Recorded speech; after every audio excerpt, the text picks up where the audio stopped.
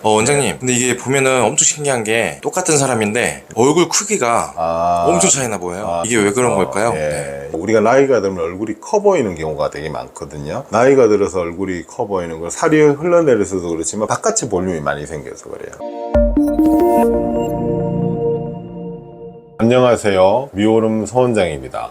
오늘은 저번 영상에 이어서 내가 노화가 되어 있을 때 어디를 중점적으로 치료를 해야지 가장 효과적일 것인가, 여기에 대해서 이야기를 한번 해보고자 하겠습니다. 주제는 두 가지인데요. 첫 번째는 노화가 제일 많이 온 지역이 있죠. 그 지역을 처리를 해주는 것이 가장 효과적이겠죠. 물론 전체를 하면 당연히 좀 더 좋은 결과를 얻을 수 있겠지만, 가장 중요한 거는 노화에 주된 영향을 끼친 곳을 고쳐줘야지 가장 효과적일 테고요. 두 번째로는 노화의 순서라는 게 있어요. 우리가 얼굴을 크게 세 구역으로 나눌 수 있거든요. 눈 위, 눈 아래, 옆얼굴, 이렇게 우리가 정면에서 봤을 때 이렇게 크게 세 구역으로 나눌 수 있어요. 이 눈 위를 해결하기 위한 거상이 이마거상이라고 통상적으로 다 알고 계시고, 눈 밑이 눈밑거상, 얼굴 바깥쪽이 안면거상 혹은 목거상 형태로 되어 있는 중에 노화가 제일 빠른 곳을 치료를 해야지 나한테 효과적이다, 이런 것을 사례를 통해서 말씀을 드려보겠습니다. 영상을 한번 보실게요. 40대 환자분이셨는데 주된 상담 내용은, 내가 눈 위는 그래도 괜찮은 것 같은데 여기 눈 아래 부위, 눈 밑 부위하고 이 바깥 얼굴에 처짐이 심하다. 그래서 여기에 대한 해결책을 듣고 싶다. 처음에 제가 기억하기로는 눈밑지방 재배치를 통해서 어느 정도 해결이 되느냐 문의를 해오신 거고요. 여기에 대해서 제가 드린 진단은, 여기가 애교살 부위거든요. 여기가 볼록 나와 있는 게 지방 부위고요. 여기가 들어가 있고, 그 밑에 바깥 광대가 보면 팔자주름하고 이 사이로 이렇게 갈라져 보이죠. 팔자주름 위에 살들이 이렇게 얹혀 있잖아요. 이 형태는 눈밑에 노화가 온 거예요. 바깥 얼굴도 보면 여기 메리오시 주름이 살짝 생기기 시작하고, 여기 바깥 이 군턱이 나오기 시작하잖아요. 이것도 처짐이 시작되고 있는 증거거든요. 근데 여기 보면 여기가 더 뚜렷하잖아요. 그러니까 눈밑이 노화가 가장 많이 온 거예요. 이 형태에다 대고 눈밑 지방 재배치로 이게 다 해결이 되느냐 하면 다 해결이 당연히 안 됩니다. 자, 이게 무슨 이야기냐면은, 이 눈밑은 우리가 형태만 보면 나왔다 들어갔다 나왔다 이렇게 되지만, 이걸 한마디로 퉁쳐서 말하면 눈밑 조직이 여기 눈밑부터 시작해서 팔자주름까지 이 구역이 처져서 아래로 처져서 생긴 현상이에요. 이 현상은 결국은 여기 피부를 열어서 원래 위치로 이사시켜주는 거상이라고 제가 말씀드리잖아요. 눈밑하고 이 팔자주름 위를 거상을 시켜주지 않는 한 원래대로는 복원이 안 돼요. 그래서 이분은 이제 가장 효과적이게 여기를 복원을 하고 싶다, 눈밑 거상하는 수술을 선택하실 거예요. 여기 팔자주름 위까지 여기를 피부를 연 다음에 이만큼을 잘 박리를 시켜서 이사를 시켜드린 거죠. 원래 위치에다가 하고, 크기가 문제였는데, 물론 거상을 하는 게 베스트입니다. 그런데 처짐이 거상을 하기 좀 아깝잖아요. 여기 살들이 이렇게 툭 많이 튀어나온 것도 아니고. 그래서 여기는 실리프팅 같은 걸 통해서 노화를 늦춰주는 건 어떠냐, 환자분하고 협의를 해서 여기는 수술을 받고 여기는 시술을 받기도 하셨어요. 그리고 여담으로 요 이마가 좀 울퉁불퉁하잖아요. 여기 보톡스하고 아주 소량의 필러를 통해서 여기를 평평하게 만들어 드리기로 한 거고요. 그리고 참 볼록하게 하는 걸 선호하진 않아요. 여기를 결국 볼록하게 만들거나 이 형태 변화를 많이 시키려면 지방이나 필러 등을 통해 가지고 다량 많이 넣어서 볼록하게 만들어주는 형태인데, 그 형태가 인위적인 게 제가 싫어서 여기는 펴드린다고 보통 말씀을 드려요. 이제 후 모양을 여기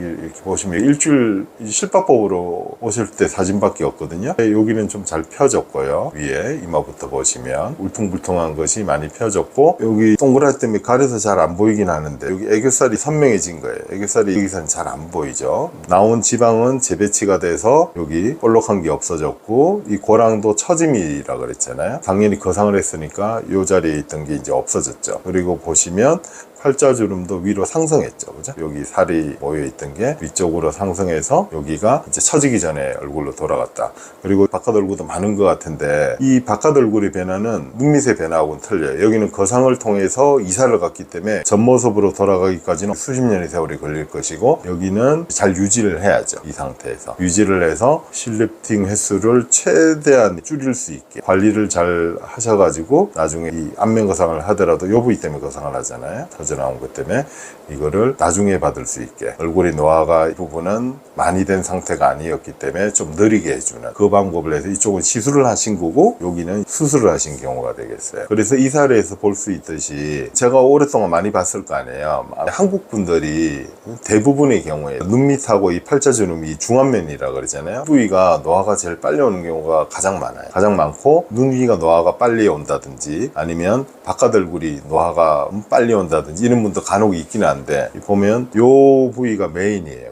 내가 노화 들어대 보이는 주범이고, 얘를 고쳐놨을 때 형태는 20대 형태로 되어 있죠. 붓기가 빠지면 모양이 반듯하게 좋아지실 텐데 여기서 여기까지 오는 건 굉장히 오래 걸리는 거예요. 안 처지냐고도 많이 물어보시거든요. 그러면 한번 하면 영구적인가요? 그렇게 물어보시는데 영구적인 건 아니고, 다만 이렇게는 말씀드릴 수 있어요. 여기가 눈 밑하고 이 팔자주름 이 구역 자체가 내가 45의 나이였단 말이에요, 수술 전에. 그러면 수술 후에 25의 나이로 돌아갔어요. 내가 25세 때 이 눈밑 모양이야, 이 모양들이. 그럼 여기서 여기까지 20년 걸려요. 그러면 지금 현재가 45인데 65세가 돼서 이 부위를 다시 수리하느냐? 그렇지 않다는 거죠. 그때는 여기가 많이 노화가 오겠죠. 65세가 되어서도 여전히 내 눈밑하고 팔자주름 위까지 이 나이는 내 얼굴 중에 가장 어린 나이가 되는 거죠. 한번 이렇게 돌아갔으니. 원장님, 근데 이게 보면은 엄청 신기한 게 똑같은 사람인데 얼굴 크기가 엄청 차이나 보여요. 이게 왜 그런 걸까요? 예.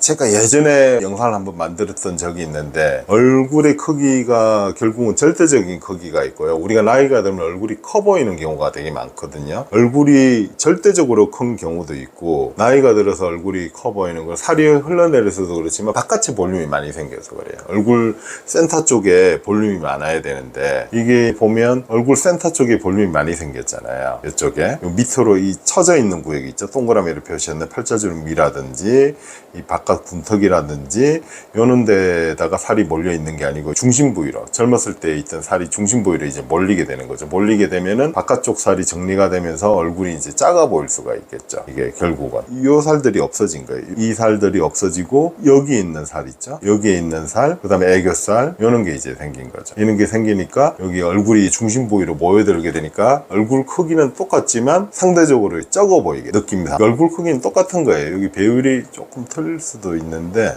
그 배율을 감안하더라도 중심 부위가 여기가 깎였다고 생각하시면 돼요. 여기가 깎이고 여기가 깎이고, 여기 살들이 생겼잖아요. 여기 고랑 주변으로 밑으로 보면 인디안 밴드처럼 굉장히 푹 꺼져 있었잖아요. 여기가 살이 이동을 함으로 해서 그 부위가 이제 올라오게 됐으니까 얼굴이 작아 보인다, 이렇게 보실 수가 있는 겁니다. 영상 잘 보셨나요?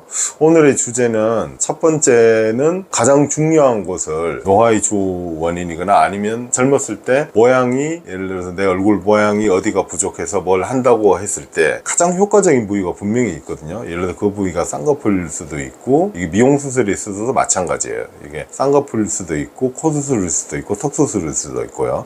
가장 중요한 포인트가 뭔지, 그거는 좀 생각을 많이 해서 혹은 상담을 여러 군데 다녀서 알아내는 것이 좋다. 알아내서 그 부분을 효과적으로 치료하는 것이 제일 중요하다, 이렇게 이야기할 수 있는 거고요. 두 번째로, 노화에도 순서가 있더라. 보면 이제 흔히들 와서 말씀하시면 제가 나이 들어서 다 처졌죠 뭐, 이렇게 말씀을 하시는 분들도 있는데, 사실상 그 얼굴에 분석을 해보면 노화의 정도는 다 틀려요. 형태가 다 틀리거든요. 그래서 거기에 맞는 계획을 짜야 돼. 무턱대고 뭐 전체를 다 해서 좀 더 좋아질 수는 있지만 그렇게 무리를 안 하고도 좋아질 수 있는 방법이 분명히 있거든요. 여기에 대해서 오늘은 이야기를 한번 해봤습니다. 다음에도 좋은 영상으로 찾아뵙겠습니다. 이상으로 미오롬 서원장이었습니다. 감사합니다.